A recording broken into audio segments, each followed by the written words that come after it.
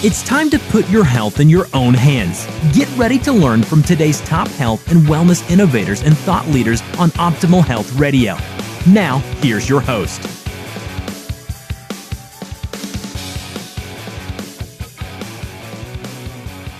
Hi, this is Tammy Patzer, and I'm really excited to introduce today's guest, Gary Gerber. Gary is on a mission to utilize the breakthrough science of life force energy to increase bioavailability, unleash latent potential, and promote abundance to help people enjoy a sense of profound well-being. Gary is a healing clinician who focuses on helping people find satisfying solutions so they can live a richer, fuller life. As a healing clinician, Gary's passion is to help people achieve higher levels of functioning and relational wellness. Throughout his career as a marriage and family therapist, his curiosity and tenacious spirit have motivated him to pursue new and ever-evolving forms of treatment that positively influence one's inner state of being. For more than 30 years, as a successful marriage and family therapist, Gary has conducted a successful private practice in marriage and family therapy. He has led seminars and workshops on conflict resolution throughout his career, addressing immediate challenges while getting to hidden issues that cause problems and conflicts. So with that, I'm going to welcome you, Gary, and I'm really excited because today we're going to talk about something that is really important, and I'm really interested in your take on gratitude. Well, thank you. It's great to be here again. So, Gary, gratitude is something that many people, they think it means be thankful. Is it really deeper than that? What do you think? Well, certainly it is about thankfulness, but gratitude is kind of a hard thing to describe because it's really an intention. It's really, people don't just happen to be grateful. I mean, some people are more grateful than others, but gratitude is really about noticing, really about paying attention to and affirming the goodness in life. It's about coming to grips with the fact that there is goodness around us. Like, even though some awful things are happening, there's a lot of good as well. And gratitude is about really focusing on that and then being grateful for it. So to be grateful, it really means that we recognize what's going on around us, that we're tuning in, we're mindful of what's happening, and then we can be grateful for those things. It's so easy to overlook all of that and to get caught up in our crazy busy world that really focuses on negativity and fear more than anything else, and the need to acquire and have things. And that's really the antithesis of gratitude. Gratitude is really about noticing the good things in life, the things that we can embrace and that really fund us and that really help us to get through life. So with that, so if we're more mindful and we notice the good things, and I know the world today, it is so easy to just get sucked into the rabbit hole of negativity because the news is just full of the strife, I guess, that's happening around the world. And you live in Canada, I live in the United States, so we seem to, there's always something in the news. So if you were to talk to somebody about how gratitude works in their life, how would you discuss it with them beyond just being mindful? Would you be able to give them like an outline of how to put gratitude into their life if they're not really sure how to or what it is? Yes, I do this all the time with my clients, actually. I talk with them about gratitude. I deal with addicts quite a bit in my practice, and one of the antidotes to what they're struggling with is gratitude, to help them to be grateful. Now, I want to give credit to probably the leading researcher in gratitude on the planet, and that's Dr. Robert Emmons from University of California, Davis campus. He's spent the last 15 years or so of his life really focusing and researching this whole question of gratitude. And so a lot of what I say today, I just take my hat off to him, because I think he really has gotten a great handle on this. And also the other person that's been great in my life is Mr. Trivedi, who talks about gratitude all the time, and how essential and how central it is to really feeling the other emotions and the other kinds of virtues that we need to be practicing in order to grow in our awareness and grow in our consciousness. So, yes, I would talk to people about what they can do. One of the things let me tell you a bit about the research, because I think that helps lead us into that. Dr. Emmons worked with people, and he said, well, how can we do the research on this? So what he did was he selected two groups of people. One group, it was the task was to focus on things that they're grateful for, and to focus on that for 10 minutes a day.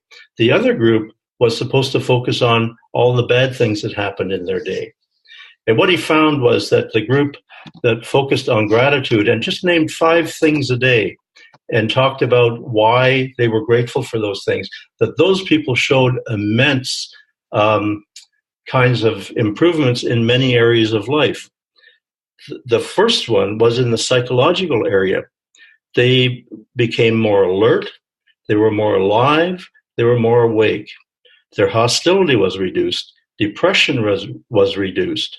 They had higher levels of achievement in things that they were trying to achieve. They were much more resilient to trauma. Those are just some of the psychological benefits that came about from his research. Then there were physical benefits, because they actually looked at those as well.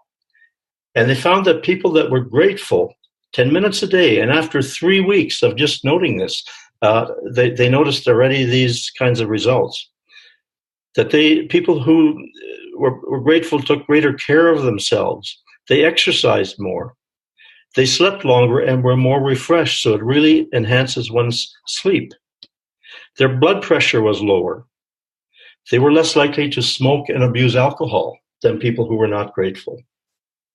They adhered more to taking medications that were prescribed, so they were more faithful about that. Their kidney function increased, and the creatinine levels were lower. These are some of the physical payoffs for being grateful. And then there were some social benefits he found as well. He found that people were more sensitive to other people around them. People who were grateful were more generous. They were more compassionate and more ready to help other people out who needed their help. So that with that background, I often tell people, this is what the research showed, and here's what you can do. You can keep a gratitude journal on a daily basis. It takes you about 10 minutes. I suggest at the end of the day, and I prescribe this for a lot of my clients. And I say to them, write down things that you are grateful for, 5 or 6 things, and why that is helpful to you. And when clients do that, they do very well with this. And I also noticed some great results with this. It's one of the antidotes to the fear that they often feel, or the anxiety, or the depression, because being grateful really helps lift us out of the depths of what we're struggling with, and help us see that there is good in the world, and helps us focus on those things. There's a lot of value, it seems to me, in focusing on the good, and a lot of wonderful things can flow from that. If we focus on the negative, it drags us down. It does really awful things to our bodies, to our minds, to our social relationships, and other things. So that's one of the ways that I would suggest people can utilize this. So I like that idea, because I have a friend who says that before she gets out of bed in the morning, she actually will, just count out a few things that she's grateful for before she even gets out of bed. And she says it actually improves how her day goes, because she starts out being grateful for the day. And then I can see how if you do that at night too, before you go to bed, that's going to help clear your mind so that you can get a good night's restful sleep, because you're expressing that gratitude.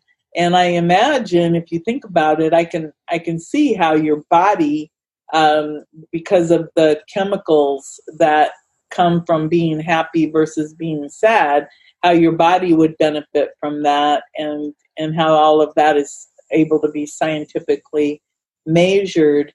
So Yeah. I had a question related to gratitude.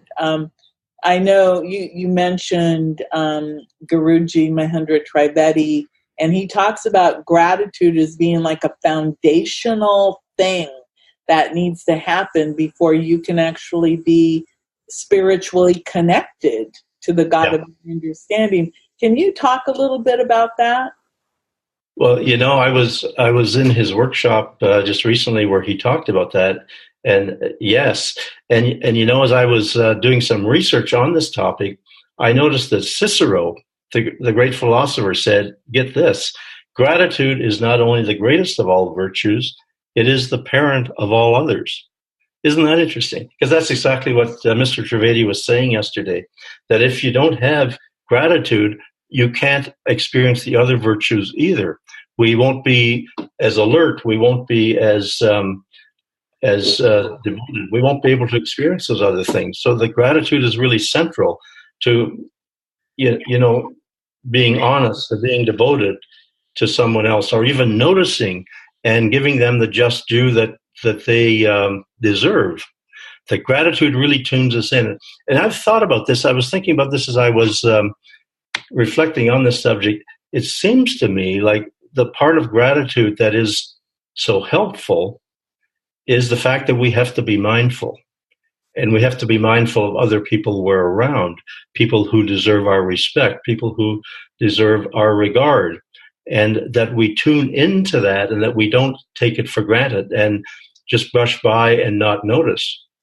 To be grateful, I think, helps us also to realize what opportunities are out there for us. That if we're tuned in and grateful in every moment, that it really helps us to see what's available that we can have, and that we can enjoy, that will help us to flourish as individuals. So gratitude, the practice of gratitude and doing it every day is one thing, but I think ultimately the hope would be that every moment is a moment of gratitude. It's a prayer of thanks.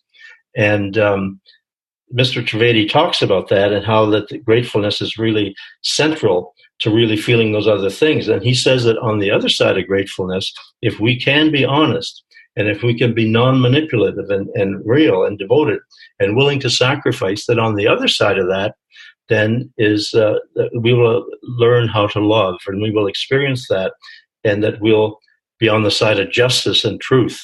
And in a world where we have so little of that right now, that's, I think, a healing antidote to what's going on.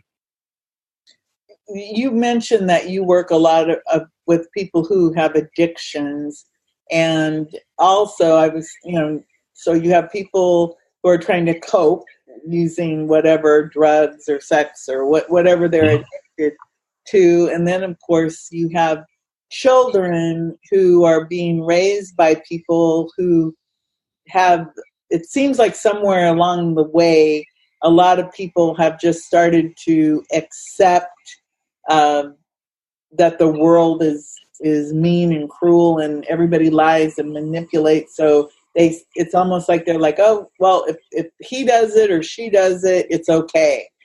How do you tell these people who are coming from like this addiction place of addiction, or this place of not having good role models, how do you even broach the topic of gratitude and mindfulness so that people understand it? Because I understand about being mindful, and that gratitude is the foundation or the parent of all these other virtues. And it's interesting because if you think of the virtues, most people, if we had good parents, they told us, to be honest and truthful and grateful. Yet gratefulness to me, I don't remember really getting any real education in gratitude. It was more about, say your prayers, and just like prayers, most prayers are, "Dear God, please give me this." Not, Yeah. "God, thank you," other than, we make a lot of fun of our great, saying grace, and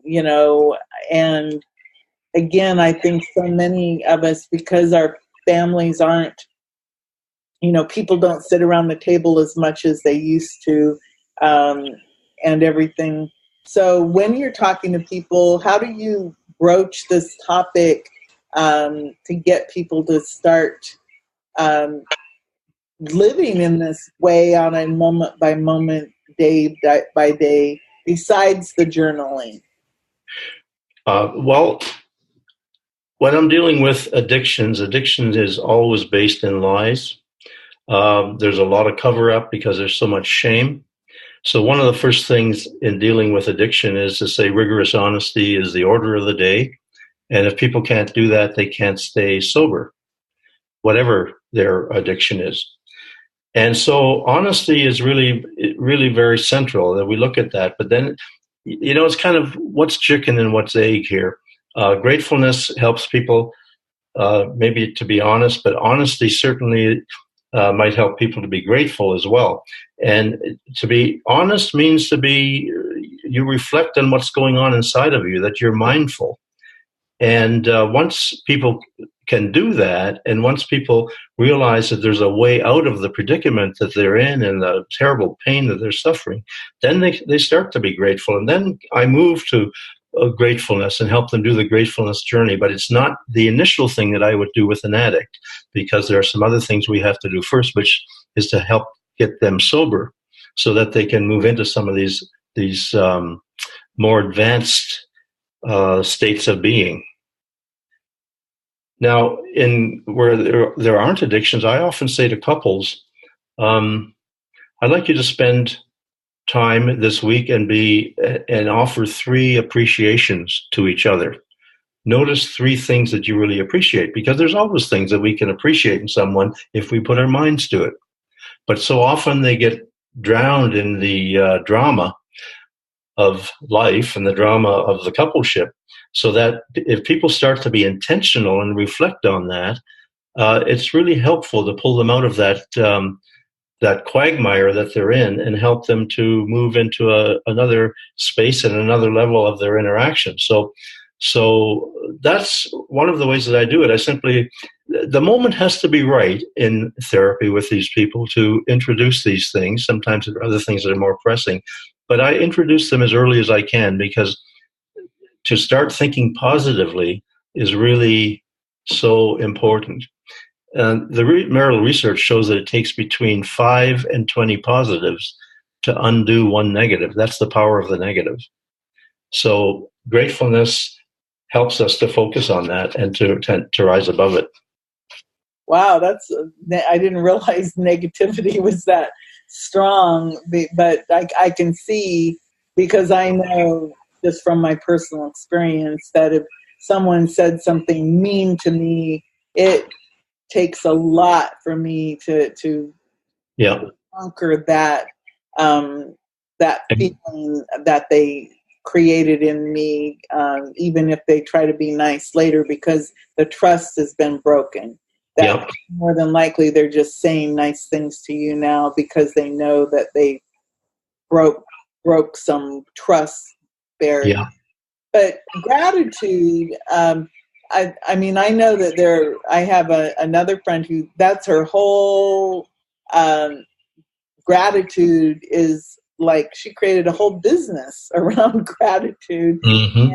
Because it's so important to get people to recognize it and to live with that daily gratitude. So besides becoming very mindful and appreciating other people and journaling, what are some other ways that people can start to learn how to live in gratitude And what are the benefits beyond the, I know obviously there are benefits to gratitude, but what are they? Well, I noticed some of them already, like the psychological benefits, the physical benefits, and the social benefits that people will get along better with one another. They have a higher regard for one another if they're grateful.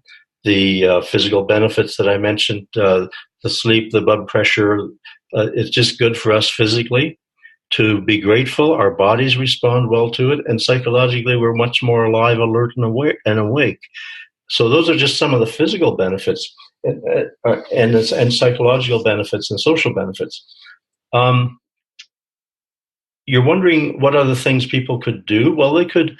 The gratitude journal is a big one. They can read on it.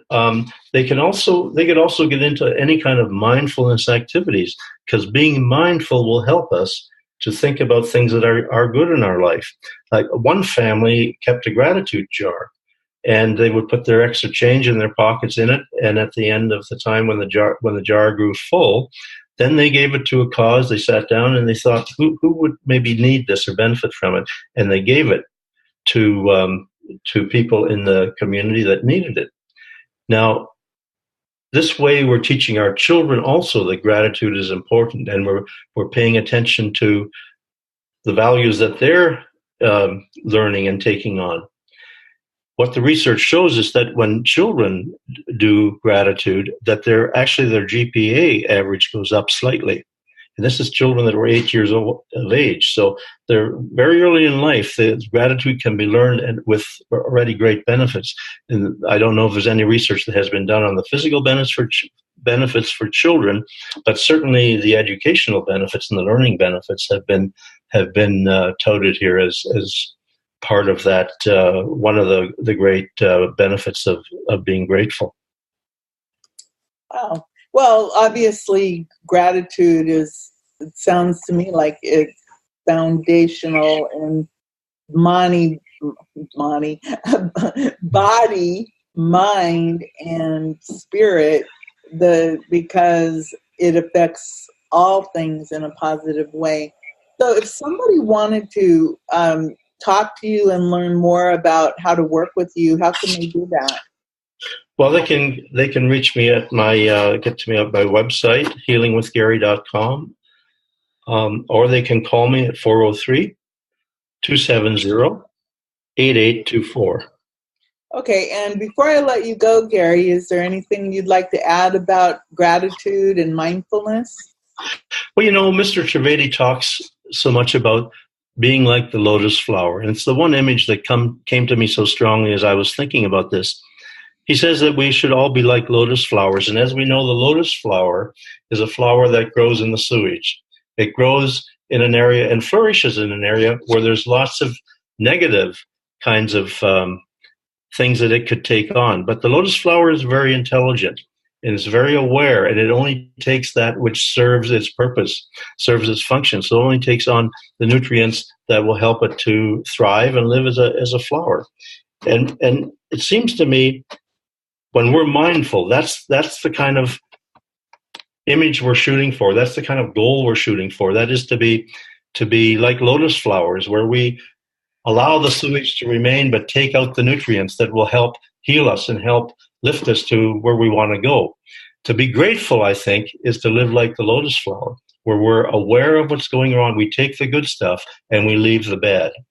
And then when we take the good stuff and we can flourish, we can also give back to society more. We can give to our friends, our loved ones more. We can be more available. We can be much happier ourselves. Our achievements will probably be affected because the research shows that. And so I think to be mindful is the thing I would leave. Just be mindful, pay attention. And that image of the lotus flower is one that I would like to leave with us, because I think it's so powerful in helping shape how we behave, how we are, and how we interact with ourselves, with God, and with each other. Oh, that's really beautiful. Well, thank you for spending time with me today, Gary. I really appreciate it. Well, thank you. It's been great to chat with you again. Everyone, it's healingwithgary.com. You can connect with Gary and find out more about what he does and how he works with people. Everyone, this is Tammy Patzer. Go make it a beautiful day. You've been listening to today's top health and wellness innovators and thought leaders on Optimal Health Radio. To get more solid health and wellness information, visit OptimalHealthRadio.com.